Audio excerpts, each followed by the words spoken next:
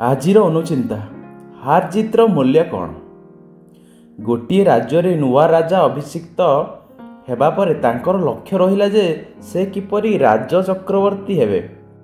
सेथिलागि से दिग्विजय रे बाहरिले। से थिले जणे धुरंधर योद्धा एवं तांको सैन्यबाहिनी मध्य थिले अति पारंगम। से विजय यात्रा रे अग्रसर हेबारे लागिले। दिग्विजय करिवार मार्गरे आसिले आउ जणे चक्रवर्ती राजा। से मध्य थिले अत्यंत उच्चाभिलाषी योद्धा भावे। से मध्य थिले अद्वितीय एवं तांको सेनाबाहिनीर सामर्थ्य थिला प्रश्नातीत। सुतरां दुई बाहिनी भितरे भयावह युद्ध हैला। उभय राजा भी युद्ध क्षेत्र रे अवतीर्ण हेले।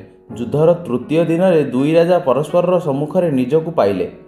दुहींक भितरे आरंभ होईगला युद्ध। यह थिला युद्धर निर्णायक समय। कारण जो राजा पराजित हेबे से राज्य हारिला बोली गणा हेबो। घमाघोट युद्ध हैला। शेषरे दिग्विजय रे बाहरी थिबा नुआ राजा युद्धरे विजयी हेले। तांको खड्ग प्रतिपक्ष राजांक बक्षभेद करि जाइथिला। से तांको आगरे टळी पड़िले। प्रतिपक्ष राजांक सैन्य माने छत्रभंग देले एवं दिग्विजयी राजांक सैन्य माने आनंदरे उन्मत्त होई कोलाहल करिवारे लागिले। किंतु हठात विजयी राजांक मुहरे विषादर कला बादल घोटी आसिला।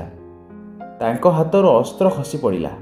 पाखरे थिबा सेनापति व्यस्त होई पचारिले, महाराज आपण विजयी होइछंती, पुणी एमिति अवश काहेकि होई पड़ुछंती।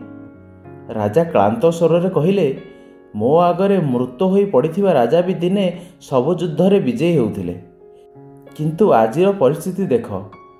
तेणु जितुथिबा लोक दिने ना दिने हारिबा भूलुंठित हेबा निश्चित। ए हार जितर मूल्य कौन।